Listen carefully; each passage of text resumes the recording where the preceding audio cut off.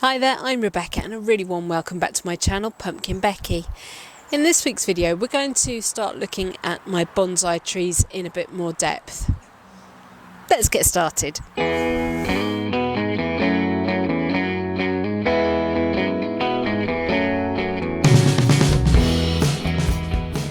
This week's tree is my biggest tree, and it is a Chinese quince, which is a faux quince. It's not the true quince, which I call Chinese, but I think it's possibly pronounced differently. However, Chinese is the Japanese quince, and it has beautiful flowers.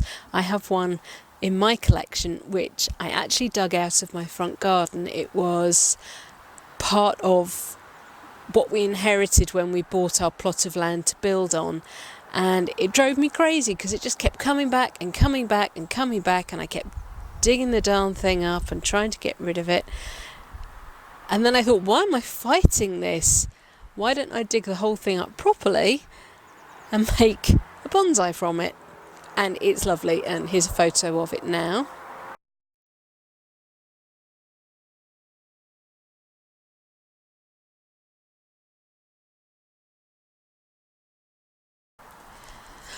But I've had some dilemmas with bonsai. I mean, I'm a beginner. All right, I began 30 years ago, 30 plus years ago. But I had a big break in the middle. And really I'd only ever worked on either saplings or what they call starter trees, which is what I used for my larch bonsai. Or I had taken nursery grown shrubs and trees and tried to turn them into something. Obviously you have the benefit there of potentially a much thicker trunk, a more substantial tree, something you can get your teeth into straight away. Nothing that had any great structure. Primarily it was a trunk with some branches coming off, and I was coming in and just pruning those a bit. I might do some root work, something like that. But there wasn't much to go on. So my dilemma was, do I stick with my small young trees, or do I bite the bullet and invest some money in a tree and it be way beyond what a sapling could give me, because it will have its structure laid out. It will essentially be a finished bonsai, but in reality bonsai are never finished because things always need to happen to them. Could I justify it?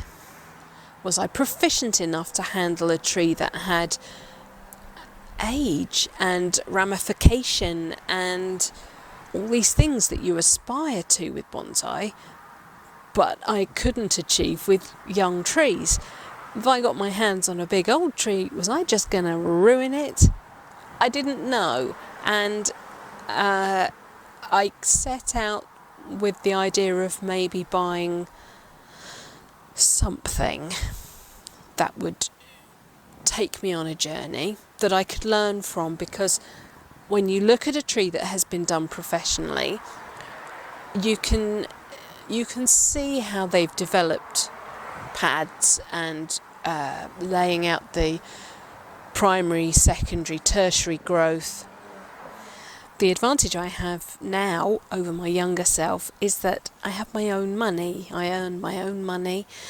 Back then it would have been pocket money or birthday, Christmas, and I didn't have the skill or the dedication to, I think, benefit from a tree of this stature in terms of, I don't know, would it have just been a chore? Would I actually have cared for it the way I'm caring for my trees now? I set myself a budget of £200. I wasn't going to get an incredibly ornate tree for that, an incredibly detailed tree for that. They go for tens of thousands of pounds. But I was going to get something much more mature, more substantial for that money. I had two very eminent bonsai nurseries which are within a couple of counties of me, and I wasn't sure which one to go for. I thought I knew, but I didn't have terribly good feelings about that nursery. And on the Bonsai Mirai forum, someone suggested I try the other one, and that is Windybank Nursery, and that's in Carshalton in Surrey. And I was told that I would get a much higher quality tree for less money than I would pay at the other nursery. The day we went, it was snowing. The journey up was horrible. The trees were under about an inch of snow, as you couldn't really see too much, but it was so worth it. Most of the trees, in fact probably all of the trees, I think were imported, but they were such beautiful quality. I mean, when you think of an imported tree, you might think of the sort of mass-produced S-bend or corkscrewed round Chinese elms and things that you see in garden centres. These trees were a world apart from that, and they actually go over and hand-pick their trees every few years. I believe they've just had a new shipment in, actually. I saw some pictures online for them. You can't buy trees online from them, you do have to go and visit. So I had my eye on a few trees in various bits of the nursery. There's several polytunnels and shade-clothed areas, as well as open benches. And I had a short list of a few. And they were all well under budget. We were looking at sort of £75 or £150, and I'm thinking, well, maybe if I got that one, I could also have that one. But they're not actually giving me an awful lot more than the trees I already have, than nursery stock in terms of branches, shapes, and I mean, obviously they were, but they also weren't. I couldn't justify that sort of money for those particular trees at that particular moment. And then we spotted this Chinese Quince. It was tucked away at the end of one of the benches, actually in a corner, so it was behind two other trees. And we both looked at it and went, ooh, what's that? Clearing trees out of the way carefully, and saw this amazing twin trunk deciduous tree.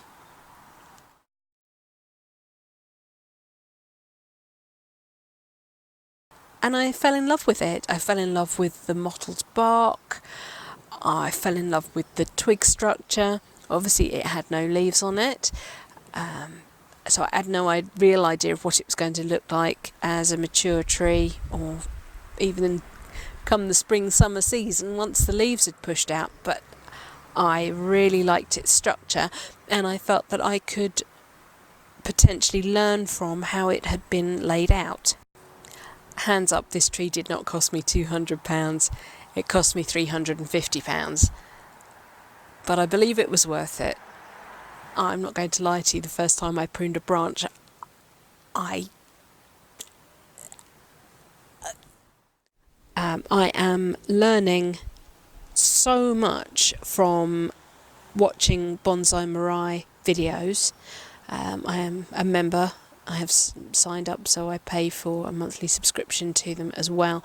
You can catch a lot of their videos on YouTube, but some of the really in-depth stuff is kept for paid membership, which is understandable. This week on Bonsai Mirai, they actually did a Chinese Quince, and seeing what Ryan did with his tree made me feel confident to come back and have another look at this tree. So last spring I decided to repot it. The Akadama it was in had become quite broken down and it wasn't really moving water properly through the system. It was either sort of sitting on the surface or it was becoming waterlogged and just not really draining through. It wasn't a very happy system in the soil. So I unpotted it and put it into fresh Akadama pumice lava.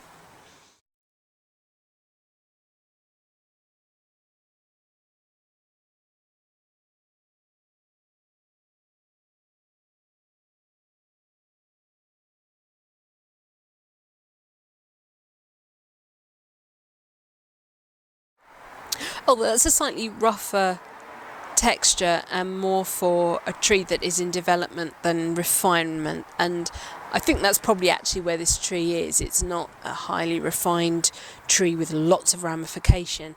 It's getting there, it's developing, so that slightly coarser mix should give us a slightly more bold growing nature.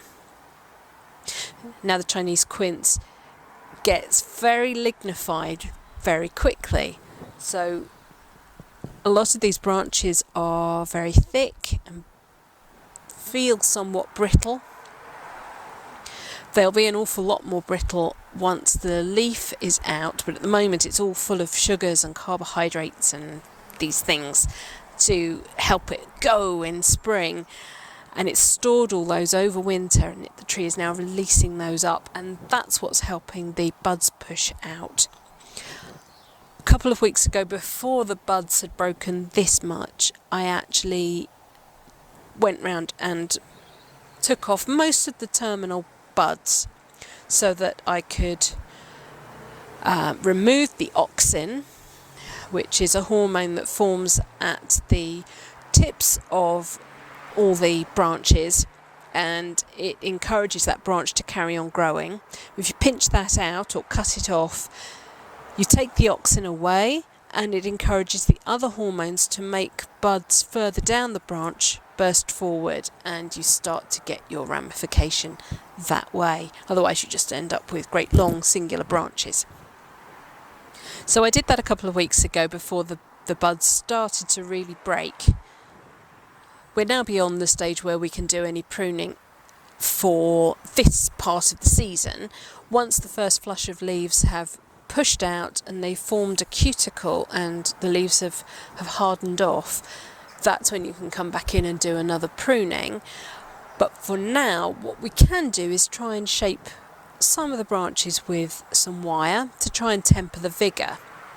With a deciduous tree, you're looking for it to go up and out like that. With a conifer or something that's come from a snow load area, an alpine area, you're going to be pushing the branches downwards because the snow will have borne down on those branches, and you get that sort of very iconic bonsai look. A deciduous tree is different. It doesn't often live in an area with that degree of snow load. So in nature, the tree wouldn't grow like that. It would grow sort of up and out in a sort of more of a 45 degree. And you can see that a lot of these branches have got that sense about them. But a branch that goes dead upright will be a lot more vigorous and tend to thicken a lot quicker than a branch that is growing at 45 or even at horizontal.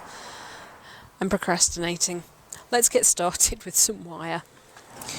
When I first started, when I was 13, 14, 15, something like that, I had 2 reels of wire. One was a very thin gauge and one was sort of a little bit thicker, but not much. I now find I'm using 3.5, 4 mil wire on a much more regular basis. Again, I wasn't spending my money back then, I was spending my parents' money, and I didn't really know. So now I've come back to the hobby, I decided to sort of kick myself out a bit more thoroughly and get some much thicker wire. I think all the wire I've got is aluminium. Aluminium is recommended for deciduous, and most of my trees are deciduous.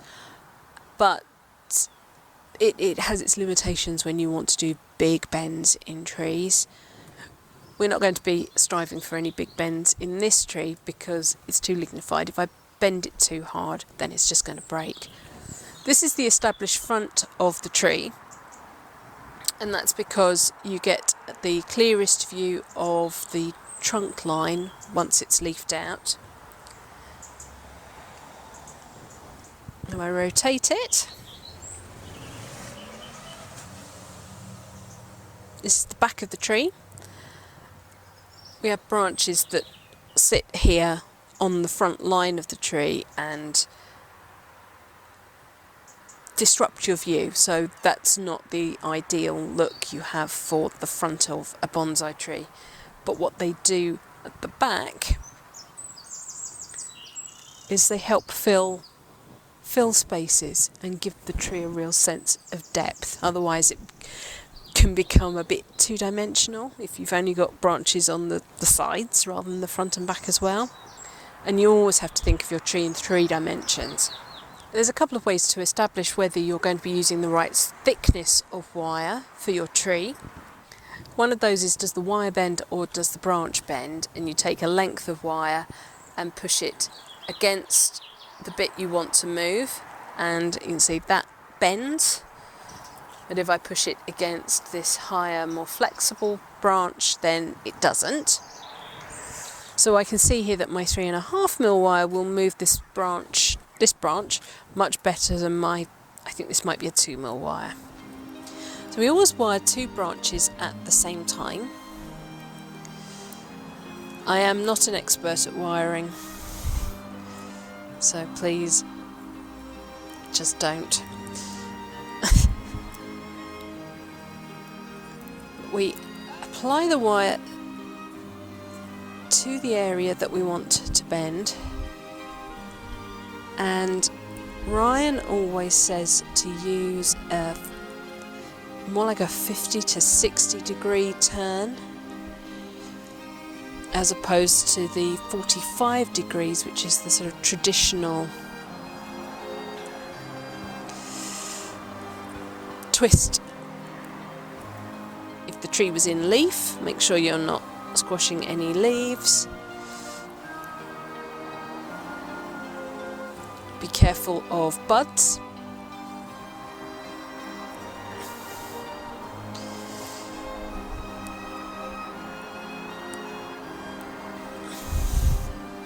And that's awful. It's really meant to be more in contact with the tree.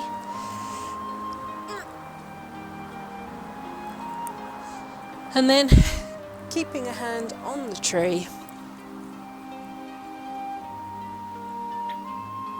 you can use the wire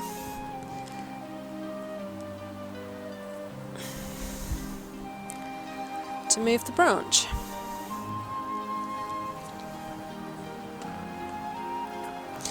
The other thing I'm noticing about this particular branch is that it's grown very straight. Not only is it not really doing anything that way, it's not really doing anything that way. So I can add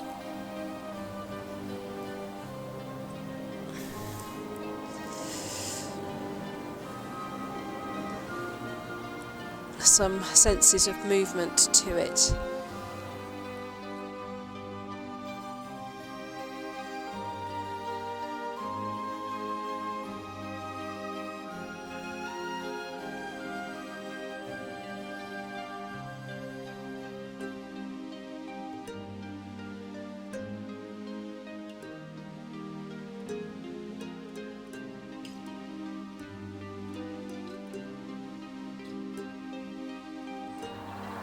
There's actually an awful lot happening at this junction. It looks as if we've had a fork and that has immediately gone into 2 and then into 2. I think it's okay. I'm getting a little bit of thickening there, so I might have to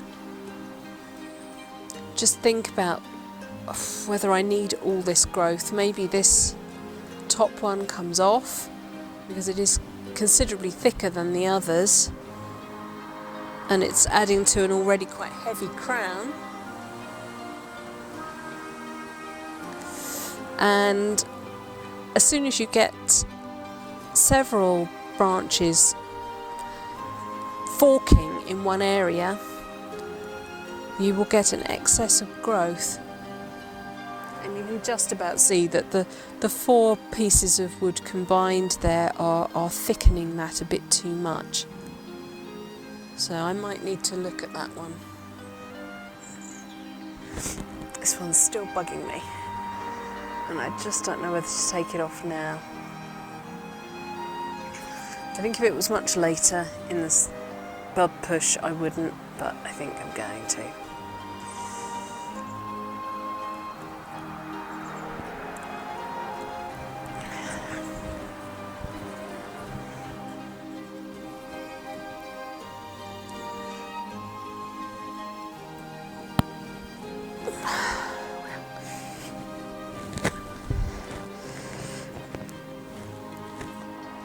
Actually going to have to come in with secateurs on that one. What a mangle.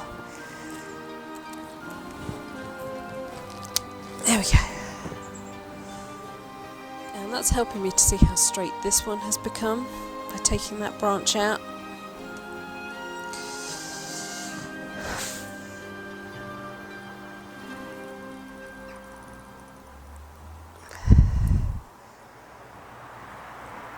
I've decided I'm asking the wire to do the impossible there by moving this branch, and instead I'm going to prune it to 2 buds. 1, 2.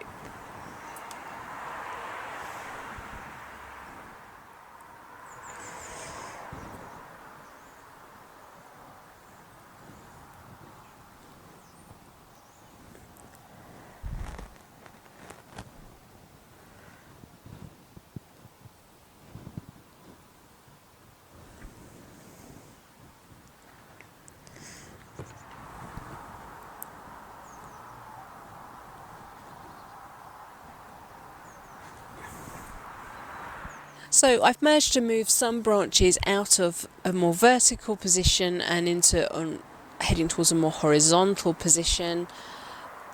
That should help even out the vigour across the tree. I still need to do something to the apex, but this tree has got really quite lignified and hasn't got very much ramification that is softer. So we might actually be at the point where we need to start rebuilding the tree anyway. So what I'm going to do is, once that first flush of growth has happened and it's hardened off, I will start feeding the tree again, give it the summer to get nice and vigorous, and we'll see where we go from there.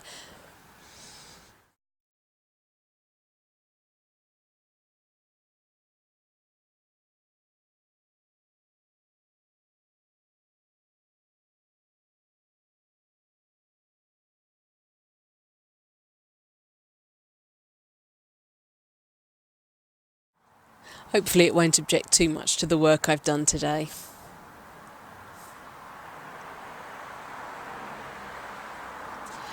Right, that's it for this week's video. Thank you so much for watching. Please remember to rate, share and subscribe to me here on YouTube. And until next time, bye.